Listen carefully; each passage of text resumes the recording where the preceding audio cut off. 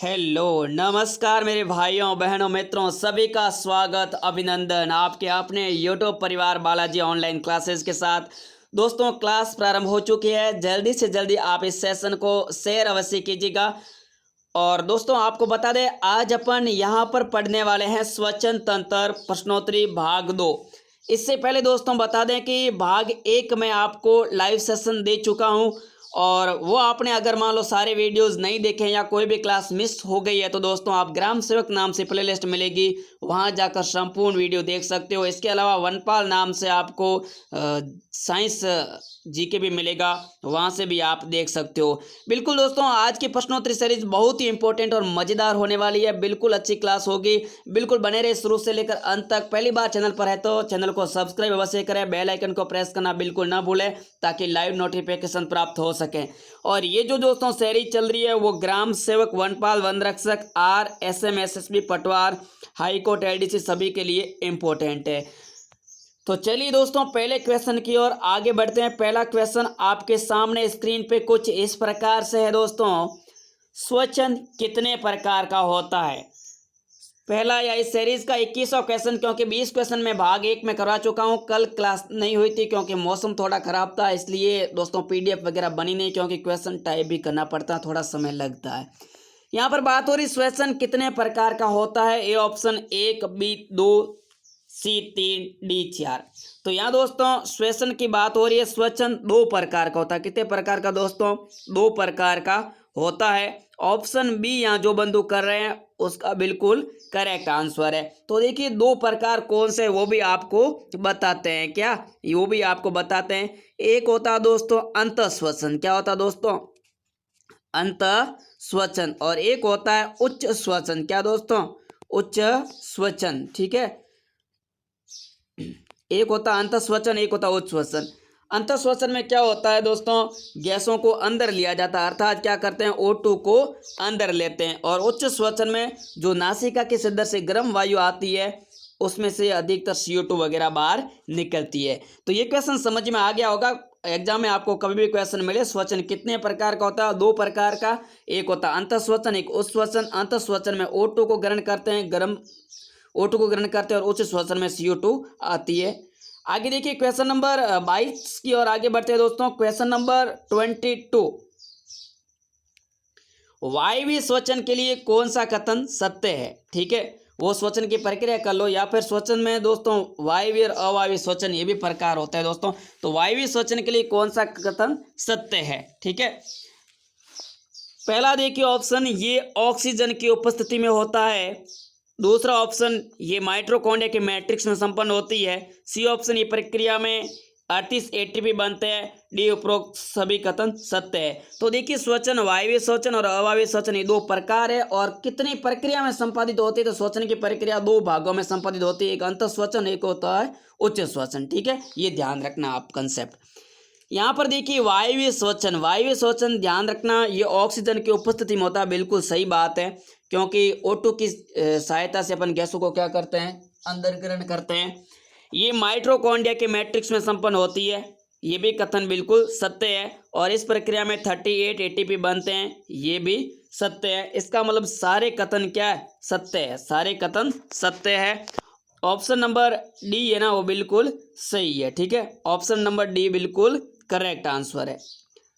यहाँ पर देखिए एक्स्ट्रा क्वेश्चन की बात करते हैं। माइटोकॉन्ड्रिया जिसको कोशिका का क्या कहते हैं? शक्ति ग्रह कहते हैं। और ये क्वेश्चन कई प्रकार की प्रतियोगी परीक्षा में पूछा गया है। प्रश्न आ जाए दोस्तों, कोशिका का शक्ति ग्रह, पावर हाउस ऑफ सेल किसको बोलते हैं? तो माइटोकॉन्ड्रिया को बोलते हैं। ध्यान रखना माइटोकॉन्ड्रिया दोहरी झिल्ली युक्त कोशिकांग है। आगे बढ़ते हैं क्वेश्चन नंबर 23 की ओर। अनऑक्सी स्वचन की प्रक्रिया में कितने ATP बनते हैं? अनऑक्सी स्वचन की प्रक्रिया में कितने ATP बनते हैं? तो यहाँ पर ध्यान रखना A option 36 ATP, B 38, C है 2 ATP, D इनमें से कोई नहीं। तो यहाँ पर देखिए जो बंधु यहाँ पर C ऑप्शन लगा रहे हैं उसका बिल्कुल करेक्ट आंसर है। तो यहाँ पर देखिए 2 ATP बिल्कुल करेक्ट रहेगा। देखिए दोस्तों एक पिछले क्वेश्चन में अगर करेक्शन की बात करें तो यहाँ आइए दोस्तों, यहाँ देखिए 38 नहीं 36 होगा, क्योंकि टोटल 38 ATP बनते हैं। तो यहाँ पर देखिए अनऑक्सीश्वसन में कितने एटीपी बनते हैं, 2 एटीपी बनते हैं। 36 एटीपी किस में बनते हैं, तो 36 एटीपी वायवीय श्वसन में बनते हैं। और टोटल कितने बनते हैं, 38 एटीपी। एटीपी होता क्या वो समझाते हैं दोस्तों। एटीपी इसका पूरा नाम होता है एडिनोसिन ट्राइफॉस्फेट, एडिनोसिन ट्राइफॉस्फेट, ठीक है। और यहाँ पर देखिए, यहाँ पर एक फास्फोरस की 3 श्रृंखलाएं पाई जाती है। 2 बंध तो लहरदार होता है और एक क्या होता है, सरल बंध होता है, ठीक है। ये दो फॉस्फेट के मध्य लहरदार बंध पाया जाता है। ये लहरदार बंध जटिल होता है और ये एक बंध पाया जाता है वो सरल बंध होता है। ये सरल बंध क्या हो जाता है, टूट जाता है, तब एटीपी किस में रूपांतरित हो जाती है मेरे रसगुल्लों, एडीपी में रूपांतरित हो जाती है। अच्छा कंसेप्ट है, ध्यान रखना, नाम वगैरह आ सकता है, फुल फॉर्म पूछी जा सकती है। आगे बढ़िए, क्वेश्चन नंबर 24 आपके सामने है, किस अम्ल के कारण शरीर में थकान उत्पन्न होती है। बहुत ही अच्छा क्वेश्चन है। ए लैक्टिक अम्ल के कारण, बी साइट्रिक अम्ल के कारण, सी टार्ट्रिक अम्ल के कारण, डी इनमें से कोई नहीं। किस अम्ल के कारण शरीर में थकान उत्पन्न होती है। सभी का बहुत बहुत स्वागत, अभिनंदन है। एक बार नज़र डालेंगे हमारे सपोर्टर की तरफ, तो काफ़ी बंधुओं का इस चैनल पे लगातार सपोर्ट है, जैसे अंजलि जी, जीविका जी, अर्जुन जी बाड़मेर का, सुनील जी शर्मा, माधु सिंह जी का, स्वरूप सिंह, मोहन सिंह का, लक्ष्मण जी दांदल, गिरवर जी का, दुर्गे जी का, मदन जी का, केटू क्लासेज का, जेटू जी का, विक्रम बोस, यानी सभी का बहुत बहुत स्वागत है। चैनल पे लगातार इस चैनल पर सपोर्ट बना रहता है, हम आपके सदैव आभारी है। अधिक से अधिक अपने मित्रों को जोड़ने का प्रयास कीजिएगा। यहाँ पर बात हो रही क्वेश्चन 24 की, तो किस अम्ल के कारण शरीर में क्या होती है, थकान उत्पन्न होती है। तो यहाँ पर देखिए, एक है लैक्टिक अम्ल के कारण, दूसरा साइट्रिक, टार्ट्रिक, चौथा है इनमें से कोई नहीं। तो यहाँ पर जो मेरे बंधु ए ऑप्शन लगा रहे हैं उसका बिल्कुल करेक्ट आंसर है दोस्तों। लैक्टिक अम्ल के कारण शरीर में क्या होती है, थकान उत्पन्न हो जाती है। और ध्यान रखना, लैक्टिक अम्ल किस में पाया जाता है, तो दही या दूध में लैक्टिक अम्ल पाया जाता है, ठीक है। ध्यान रखना, लैक्टिक अम्ल दूध या दही में पाया जाता है। कभी कभार देखा होगा दोस्तों, जैसे आप मान लो छाछ या दही का सेवन करते हो और उसके पश्चात क्या होता है, आलस वगैरह आता, थकान उत्पन्न होती है, तो उसका कारण क्या है, लैक्टिक अम्ल के कारण ही थकान उत्पन्न होती है। अब देखिए कुछ महत्वपूर्ण तथ्य आएंगे दोस्तों। महत्वपूर्ण तथ्य ये है, इमली में टार्ट्रिक अम्ल पाया जाता है, ये भी क्वेश्चन पूछा जा सकता है। इमली में कौन सा अम्ल पाया जाता है, तो टार्ट्रिक अम्ल पाया जाता है। दही और छाछ में लैक्टिक अम्ल पाया जाता है, दही और छाछ में लैक्टिक अम्ल पाया जाता है। कोई पूछे दूध का दही में बदलना, जो दूध दही में बदलता है, ये जो रासायनिक प्रक्रम है, तो यहाँ पर देखिए एक जीवाणु कार्य करता है, उसका नाम है लैक्टोबैसिलस। क्या, लैक्टोबैसिलस। लैक्टोबैसिलस नामक जीवाणु के कारण ही दूध दही में रूपांतरित होता है। कोई पूछे दूध की पीएच परास बताओ सर, बहुत सरल है, दूध की पीएच परास। तो ध्यान रखना, दूध पीकर दुश्मनों के क्या छुड़ाते हैं, छक्के छुड़ाते हैं। तो देखिए छक्के और छुड़ाना, ठीक है, क्या याद रखो, छक्के छुड़ाना।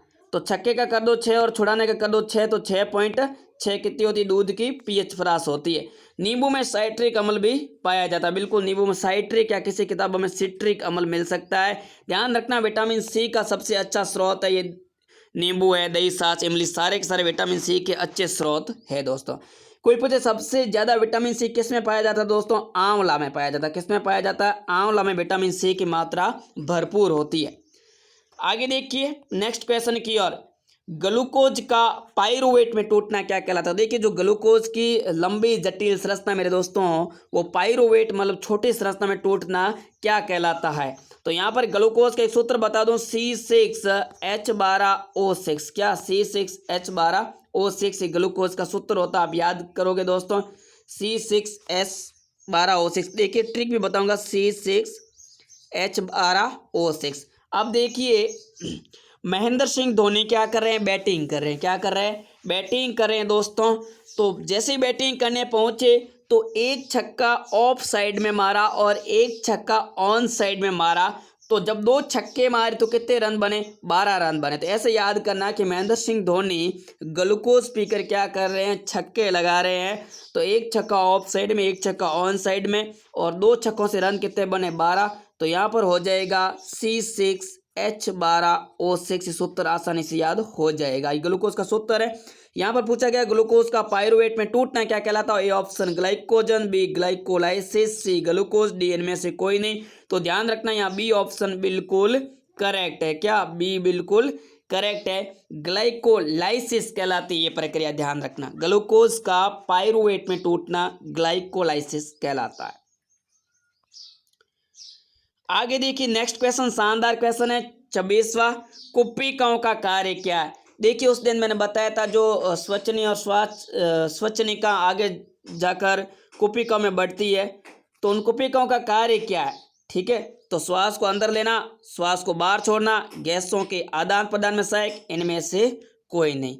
तो यहाँ पर देखिए जो बंधु सी ऑप्शन कर रहे हैं उसका बिल्कुल करेक्ट है। यानी कुप्पिकाओं का कार्य क्या है? गैसों का आदान प्रदान करना, यानी CO2 और O2 के विनिमय में क्या है? सहायक है। ठीक है, बिल्कुल सी ऑप्शन दोस्तों बिल्कुल करेक्ट है। सभी का स्वागत, अभिनंदन। आगे देखिए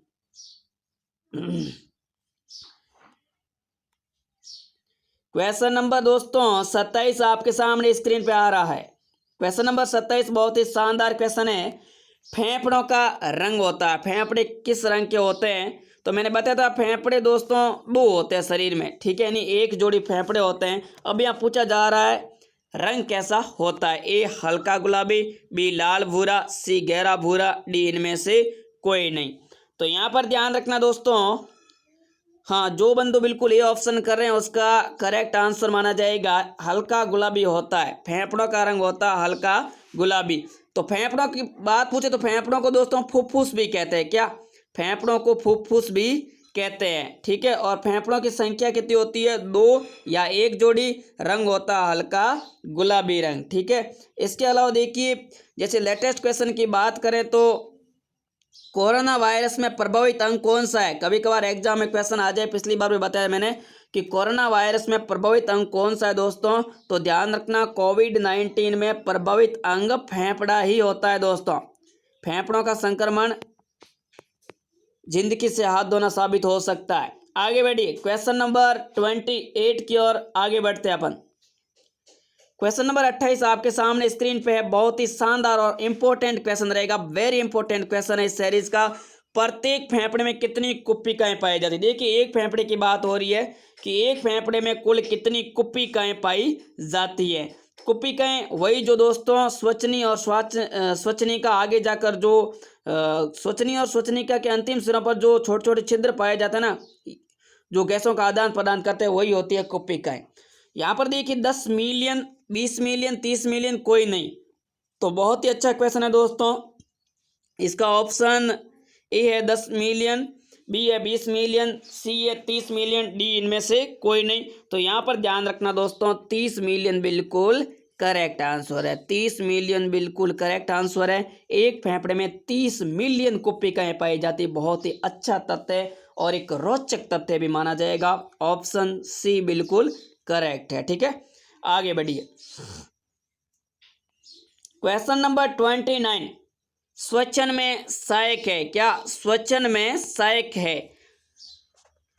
तो यहां पर देखिए ये ऑप्शन है, या कह सकते हो स्वचन में सहायक, या कह सकते हो स्वचन की प्रक्रिया में कितने तंत्र लगभग शामिल होते हैं, मतलब स्वचन की प्रक्रिया कितने स्टेप में संपन्न होती है। ए ऊपरी स्वचन तंत्र, बी निचला स्वचन तंत्र, सी स्वच्छनी मांसपेशी, डी उपरोक्त सभी। बहुत ही अच्छा क्वेश्चन है और मैंने यहाँ कोशिश की है क्योंकि पिछली सीरीज में मैंने काफ़ी क्वेश्चन अच्छे से दे दिए थे। अब जो क्वेश्चन बचे हैं वो सारे लाया हूँ और ये टोटल क्वेश्चन करने के बाद किसी भी प्रतियोगी परीक्षा में आप पक्का 1 या 2 क्वेश्चन ही बनते हैं तो 100% इसमें से ही आएगा, बाहर नहीं जाने वाला। तो यहाँ पर देखिए स्वचन में बिल्कुल ऊपरी स्वचन तंत्र की भी भूमिका होती है दोस्तों, निचले की भी होती है, स्वचनी मांसपेशियों की भूमिका होती है, इसका मतलब सभी की भूमिका होती है। डी ऑप्शन दोस्तों बिल्कुल करेक्ट है। जो मेरे बंधु डी ऑप्शन कर रहे हैं उनका क्वेश्चन सही है दोस्तों। स्वचन में सारी की सारी भूमिका होती है, मतलब ऊपरी स्वचन तंत्र भी, निचला स्वचन तंत्र भी, स्वचनी मांसपेशियों की भूमिका होती है, इसका मतलब सभी की भूमिका होती है। आगे देखिए क्वेश्चन नंबर 30 बहुत ही शानदार क्वेश्चन है मेरे दोस्तों। क्वेश्चन नंबर 30 है ऊपरी श्वसन तंत्र में शामिल अंग है। अब देखिए पहले मैंने बता दिया कि ऊपरी श्वसन तंत्र, निचला श्वसन तंत्र, श्वसनी मांसपेशियां। अब ये भी आपको ध्यान होना चाहिए दोस्तों कि ऊपरी श्वसन तंत्र में आखिर अंग कौन कौन से आते हैं। ठीक है, तो ए ऑप्शन नासिका, बी मुख व गर्चनी, सी स्वरी यंत्र जिसको लैरिंक्स भी कहते हैं प्यार से, और डी है उपरोक्त सभी। तो यहाँ पर दोस्तों बताने का प्रयास कीजिएगा कौन सा ऑप्शन सही हो सकता है ऊपरी श्वसन तंत्र के लिए। तो यहाँ पर जो बंधु डी कर रहे हैं उसका बिल्कुल करेक्ट है। डी की ऊपरी श्वसन तंत्र में नासिका भी की बहुत ज़्यादा भूमिका होती है, और नासिका के अग्र भाग में छिद्र पाए जाते हैं जो क्या करते हैं गैसों को अंदर भी लेते हैं और बाहर भी छोड़ने में सहायक है। इसके अलावा नासिका के अंदर एक सेबेशियस ग्रंथि पाई जाती है जो क्या करती है श्लेष्मा का स्राव करती है। इसके मदद से क्या होते हैं धूल कण, धुएं के कण, पराग के कण चिपक जाते हैं और श्वसन मार्ग में नहीं पहुंचते हैं, इन कह सकते हैं फेफड़ों तक नहीं जा पाते हैं।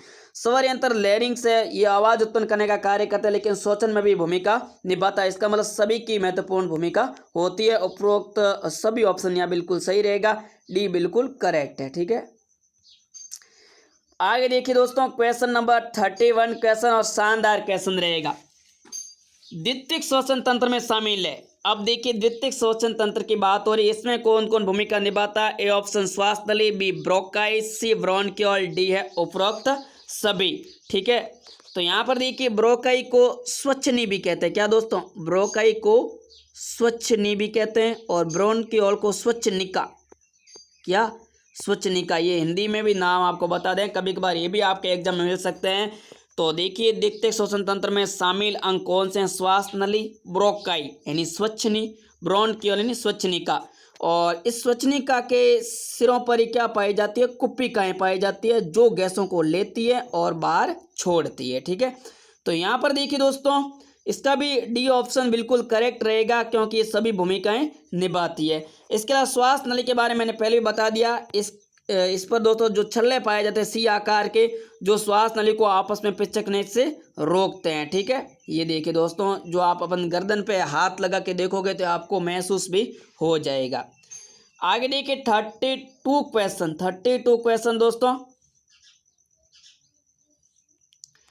नासिका का कार्य है, नासिका का कार्य है। तो देखिए पराग या धूल कणों की रक्षा करना, बी श्वास को छोड़ने को बाहर, श्वास छोड़ने और बाहर देने में सहायक है, ऐसे पढ़िए। सी श्लेष्मा का स्राव करता है, डी उपरोक्त सभी। यहाँ पर देखिए नासिका के कार्य की बात हो रही तो बिल्कुल पहला ऑप्शन पराग और धूल कणों की रक्षा करता है, बिल्कुल नासिका वो रक्षा करती है। दूसरा श्वास को छोड़ने और बाहर लेने में सहायक है, ये भी बिल्कुल करेक्ट है। तीसरा श्लेष्मा का स्राव भी करता है, और कौन करता है ये सेबेशियस ग्रंथि। क्या सेबेशियस ग्रंथि, और जब सर्दी जुकाम होता है तो इस ग्रंथि क्या हो जाती है सक्रिय ज़्यादा हो जाती है, इसीलिए क्या होता है पीले गाढ़े रंग का दर्द थोड़ा ज़्यादा आता है। ठीक है, उसको क्या बोलते हैं श्लेष्मा बोलते हैं, ध्यान रखना। ठीक है, छोटी उम्र में खाई होगी आपने। आगे बढ़िए, तो यहाँ पर देखिए डी ऑप्शन बिल्कुल करेक्ट है दोस्तों, डी ऑप्शन बिल्कुल करेक्ट है क्योंकि ये मैंने जानबूझ के डी ऑप्शन काफ़ी बने हैं। उसका कारण है कि सारे के सारे दोस्तों जो तथ्य हैं ना वो पीछे न छूटे और सारे के सारे शामिल हो जाए। यहाँ पर देखिए 3 से 4 तथ्य अपन के शामिल हो गए हैं। अब देखिए 32 क्वेश्चन की ओर बढ़ते हैं, 32 क्वेश्चन की ओर बढ़ते हैं। निम्न में से पेशीय चिमनी नुमा संरचना है। देखिए पेशीय चिमनी नुमा संरचना किसकी है, ए एपिग्लोटिस यानी घाटी ढक्कन, बी ग्रसनी, सी श्वास नली, डी गई भैंस पानी में। तो यहाँ पर देखिए बी ऑप्शन जो कर रहे हैं वो उसका बिल्कुल करेक्ट है। निम्न में से पेशी नुमा संरचना किसकी होती है, चिमनी नुमा संरचना होती है ग्रसनी की। ग्रसनी आगे जाकर ऐसे ही चिमनी नुमा संरचना बनाती हैं, उसको क्या बोलते हैं दोस्तों ग्रसनी बोलते हैं। और घाटी ढक्कन क्या करता है, ये तो दोस्तों ग्रसनी के लगभग नीचे पाया जाने वाला उत्तकों का एक पल्ला होता है जो निश्चित करता है कि भोजन नली में ही जाए और श्वास नली में ही जाए। ठीक है, श्वास नली के बारे में मैंने पहले काफ़ी डिस्कस कर दिया है। ठीक है, आगे बढ़िए। तो सभी का बहुत बहुत स्वागत है चैनल पर। लगातार मैं बार बार कह रहा हूँ कि अंजलि जी, जीविका जी, अर्जुन जी Barmer, Sunil ji Sharma, Madhu Singh ji, Swaroop Singh, Mohan Singh, Lakshman Girwar, Durgesh, Madan ji, K2 classes, J2, Vicky Bose, सभी का बहुत बहुत स्वागत, सपोर्ट है, आभार ही आपके दोस्तों। चलिए आगे बढ़ते हैं। क्वेश्चन नंबर 34 बहुत ही शानदार, इस सीरीज का बहुत ही अच्छा क्वेश्चन है। स्वर यंत्र में कितनी उपास्थि पाई जाती है। स्वर यंत्र में कितनी उपास्थि पाई जाती है। जो दोस्तों लैरिंग्स होता है ना, उसमें उपास्थि की बात हो रही, कितनी पाई जाती है। तो ए है दोस्तों 6, बी है 9, सी है 12 और डी इनमें से कोई नहीं।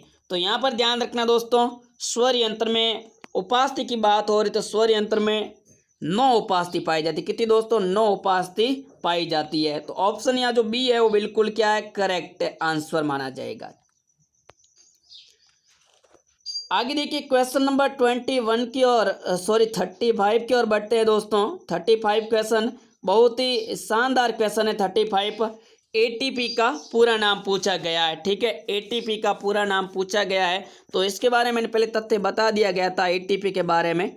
ठीक है, अब एक चीज़, ये एटीपी आखिर बनता कैसे है, जैसे मानव में या पौधों में भी बात करें तो देखिए, जैसे पौधे होते हैं क्या दोस्तों, हरे पौधे होते हैं, और हरे पौधों की जो क्लोरोफिल युक्त कोशिकाएं हैं वो क्या करती है, सूर्य के प्रकाश में यानी सनलाइट में। तो हरे पौधों की क्लोरोफिल युक्त कोशिकाएं सूर्य के प्रकाश में अपना भोजन क्या बनाती है, स्वयं बनाती है। ठीक है, अपना भोजन स्वयं बनाती है, और भोजन को स्वयं बना के क्या करती है, इकट्ठा करती है। ठीक है, इकट्ठा कहाँ करती है, एटीपी के रूप में इसको क्या करती है, संचित करती है। ठीक है, और ज़रूरत के हिसाब से पौधा इसको स्टॉक में लेता रहता है। और मानव में ये प्रक्रिया कहाँ संपन्न होती है, माइटोकॉन्ड्रिया में होती है, इसीलिए उसको क्या बोलते हैं, शक्ति ग्रह बोलते हैं। तो यहाँ पर पूरा नाम पूछा गया एटीपी का, मतलब फॉस्फेट के जो 3 बंध होते हैं वो मैंने आपको अभी बताए थे। ये कुछ इस प्रकार से होते हैं, 2 फॉस्फेट के बंध तो लहरदार बंध, और एक ये फॉस्फेट होता है वो किस में होता है, सरल बंध में होता है। अब सरल बंध की बॉन्ड एनर्जी है ना, बंध ऊर्जा कम होती है, इसलिए टूट जाता है। और पीछे कितने फॉस्फेट रहते हैं, 2 रहते हैं, इसलिए उसको क्या बोलते हैं, एडीपी। मतलब एटीपी किस में टूटा, एडीपी में। इसका पूरा नाम तो एडिनोसिन ट्राइफॉस्फेट, इसका है एडिनोसिन डाइफॉस्फेट। ठीक है, अब देखिए यहाँ नाम बता दिया मैंने, आप बताइए। A automatic transfer protocol, B adenosine triphosphate, C automatic transfer flower, D इनमें से कोई नहीं। तो जो बंदो बिल्कुल यहाँ पर एडिनोसिन ट्राइफॉस्फेट लगा रहे हैं, बी ऑप्शन बिल्कुल काफ़ी बंदों का सही है, बी ऑप्शन बिल्कुल करेक्ट है, एडिनोसिन ट्राइफॉस्फेट। तो बिल्कुल दोस्तों, उम्मीद करता हूँ ये क्लास आपको अच्छी लगी होगी। ऐसे ही रेगुलर क्लास पाने के लिए आप हमारे दोस्तों, अगर आपने चैनल को सब्सक्राइब नहीं किया ना, तो चैनल को सब्सक्राइब कर दो और घंटी को दबा दो, क्योंकि काफ़ी विद्यार्थी को पता नहीं है, बोलते रहते सर लिंक भेजो, तो लिंक की ज़रूरत ही नहीं रहती दोस्तों। आप क्या बेल आइकन प्रेस करोगे ना, अपने आप स्क्रीन पर नोटिफिकेशन आ जाएगा जब हम यहाँ से लाइव स्टार्ट करेंगे। ठीक है, और इसके अलावा दोस्तों, आपके सपोर्ट के कारण ये क्लासें लगातार संचालित हो रही है। तो थोड़े और दोस्तों आपके मित्रों को जोड़ने का प्रयास कीजिए। हम आपके लिए पूरी मेहनत से क्वेश्चन लाते हैं, जो भी क्वेश्चन उठाते हैं बहुत ही अच्छा सोच समझ कर, पिछले साल में आया हुआ क्वेश्चन उठा के लाते हैं। अब देखिए अपन ने दोस्तों यहाँ पर क्या है कि 35 क्वेश्चन श्वसन तंत्र के किए हैं, और यहाँ 35 क्वेश्चन में मैंने सारे तथ्य शामिल किए हैं जो परीक्षा के लिए इम्पोर्टेंट है और जहाँ से क्वेश्चन बन सकता है। ठीक है, मेरे अनुभव के हिसाब से तो बिल्कुल वहाँ से बाहर नहीं जाएगा, 100% नहीं बाहर जाएगा, क्योंकि 35 क्वेश्चन में है। और इसके अलावा दोस्तों कई प्रकार के महत्वपूर्ण तथ्य भी शामिल थे, वे भी क्वेश्चन ही है। तो ऐसे करके लगभग मान के चलो, और साइड क्वेश्चन वगैरह करके मैंने 50 से 60 क्वेश्चन आपको दिए है। तो इससे बाहर एक भी क्वेश्चन नहीं जाएगा किसी भी प्रतियोगी परीक्षा के लिए। अगर इन आप 2 क्लासों को ध्यानपूर्वक समझ लेते हो तो 100% एक भी क्वेश्चन मिस नहीं होगा। चलिए दोस्तों, आज की क्लास वैसे पूरी हो चुकी है। इतने श्वसन तंत्र के पीछे बचे क्वेश्चन थे, और कल प्रयास करेंगे किसी नए तंत्र के साथ, काफ़ी क्वेश्चन आपको देखने को मिलेंगे। तो बिल्कुल सभी का एक बार दिल से साधुवाद, धन्यवाद, बेस्ट ऑफ लक, जय हिंद, वंदे मातरम।